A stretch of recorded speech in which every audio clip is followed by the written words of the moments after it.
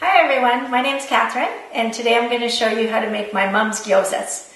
Gyozas are Japanese pot stickers and, well, what else can I say? They're super good, and especially the recipe that I'm going to share with you today. So this is the first time I've shared my mom's recipe, and let me go through the ingredients, and I'll start combining the ingredients in the bowl as well. So first of all, you need a pretty big bowl because we're going to make a big batch. And the reason why we're making such a big batch is it's pretty labor intensive. There's no way you would just want to make 5 gyozas. This recipe will likely yield you about, I don't know, 90 or 100, but you'd be surprised at how quickly they go because they are that good. Okay, first ingredient is pork. And you'll notice this one's a little bit marbled. Don't be afraid of the fat. So fatty pork is good. So that's about 2 pounds of pork. And just throw it in your bowl.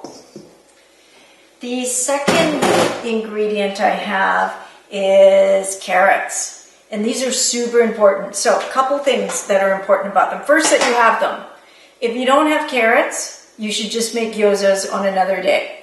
Because I've made these without carrots before and they just don't taste as good. So carrots. This is about, this is about 2.5. So you want about 2.5 carrots shredded. And I brought my grater here. Not on this setting. You want to do it on this setting. So you want your carrots to be grated really fine. Otherwise, if you don't grate them fine, what will happen is they're going to poke through the skin of the gyoza wrap. And then you're not going to have gyozas anymore. You're just going to have a bunch of noodle-like stuff with carrots.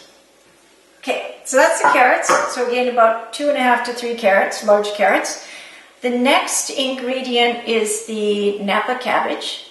And in this case, I had a fairly small Napa cabbage.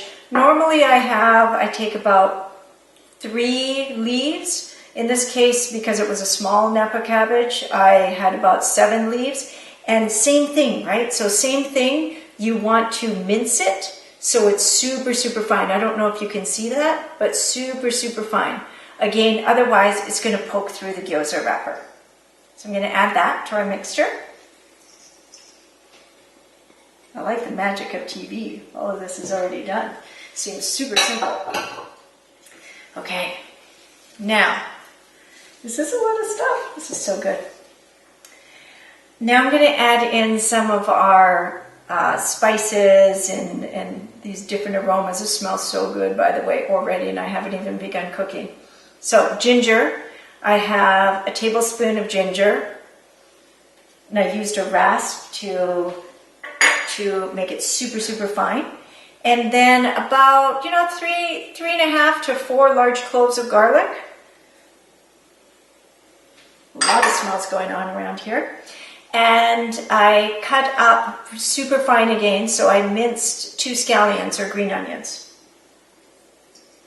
Let's make sure we get all of that, because this is goodness. And then some salt and pepper. So, how much pepper? So maybe about, this is pre-measured. I think this is about maybe a teaspoon and a half. And then for salt, we're going to put in a couple teaspoons. And then what you don't put in here, you can always add with your soy sauce. I'm going to put a little bit more in because it's good.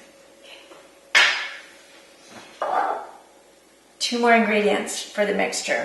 One being an egg. And all the egg does is it just helps bind. There's really no flavor that comes from the egg. And we're going to leave the other egg for later in the recipe. I'm going to wash my hands really quickly. And then I'm going to put in in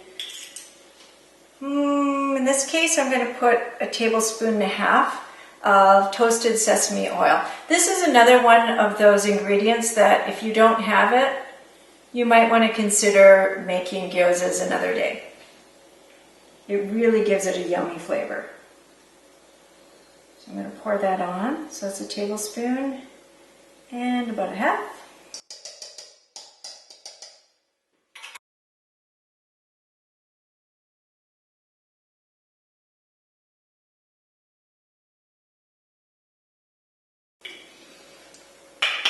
And then after you've made these a few times, you'll figure out what you like and what you don't like and start changing the proportions to what makes sense to you.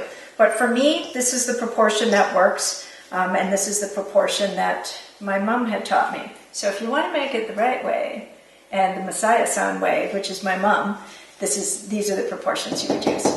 Okay, here's the other thing that I do when I make my gyozas is you take off your rings, you make sure you have clean hands, and the best way to mix these ingredients is truly with your hands. But look at that. We have a lot of stuff to mix. Okay, so I'm going to just get in there. Just get in there.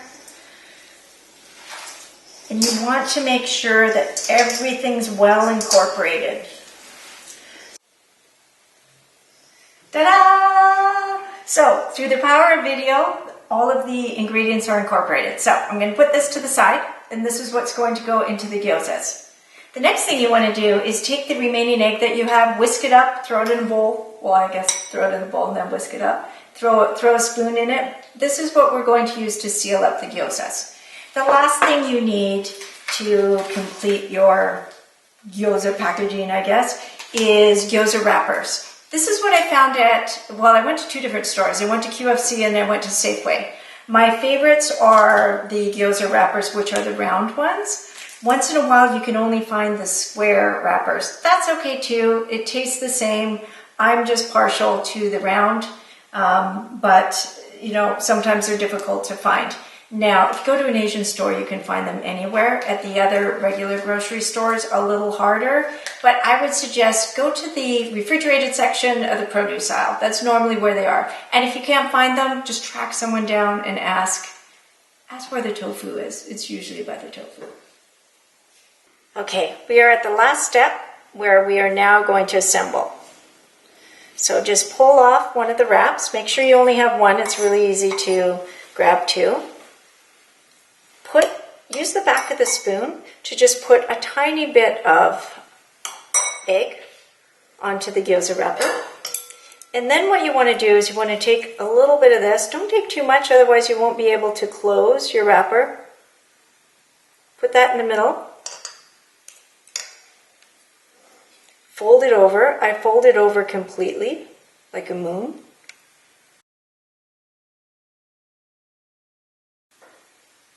Make sure the air's out of it. And then what I do is I pinch, pinch, pinch, and sometimes a fourth time. And that's how it looks.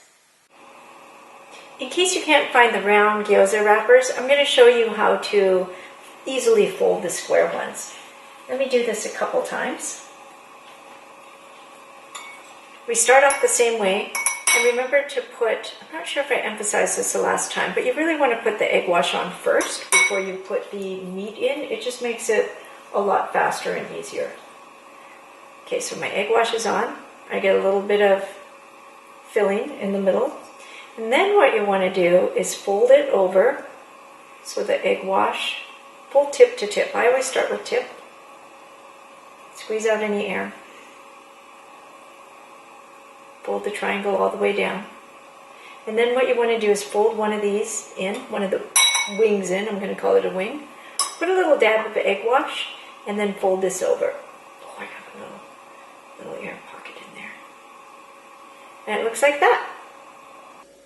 Okay, we're ready to start cooking. You will want a nonstick pan with the lid, some oil, high heat oil, and then a little bit of water because we're going to finish it off by steaming. And I'm going to show you what we are going to be cooking. So we ended up with a little bit more than the 90 that I had mentioned. Here are the original ones, and then we ended up using all of the square ones as well. And then I had to go into my stores and get all of these that look a little yellow. These are egg-based wonton wraps. But they all look the same.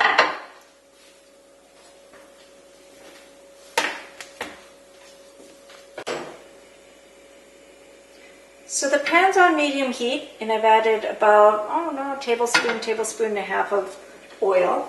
And we're going to wait until that heats up a little bit and gets a little shimmery before we put in our gyozas. Now, if you don't want to cook all of the gyozas at the same time or the same evening, for instance, you can freeze them. Just make sure that if you freeze them, lay them out on a cookie sheet, separated, before you put them into a Ziploc bag. If you just put this entire thing like this into a Ziploc bag, you will never get them apart and you will have a big blob of gyoza. Just one big gyoza. Okay, how is this doing? Is it a little shimmery? Okay. There we go. Okay, and I'm just going to, you got to move fairly quickly. Just place these in here.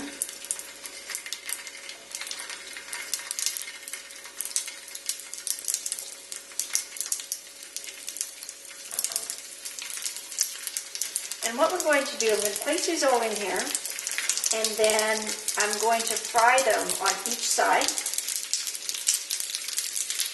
And then we're going to throw a little water in and steam them. I like to brown them a little bit. Now it's been about 30 seconds, and we're going to start flipping. You want to make sure that you don't poke your chopsticks through this soft piece here. Otherwise, you'll just have meat juices coming out, and it's going to start spattering.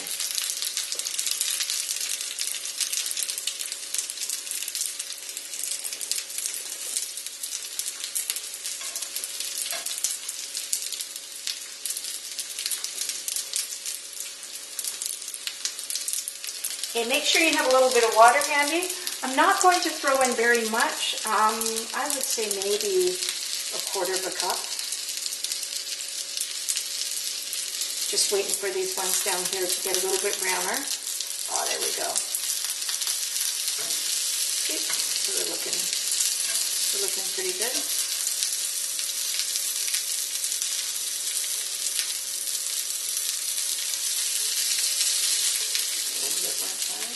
Okay. Then this gets a little bit noisy.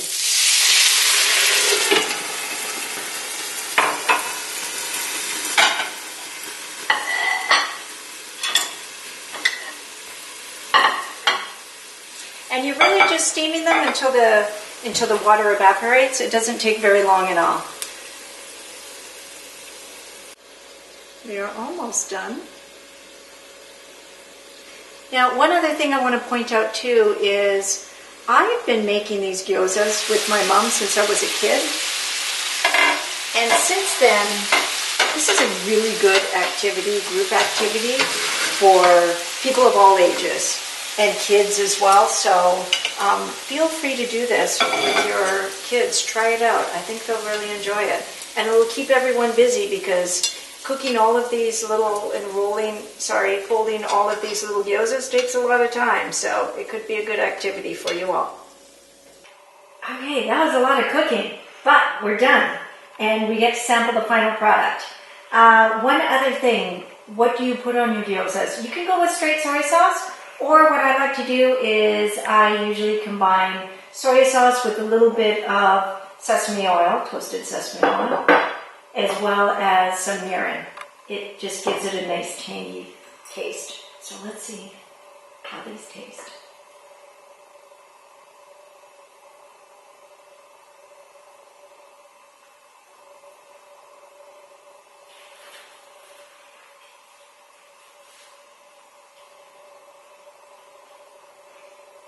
Delicious.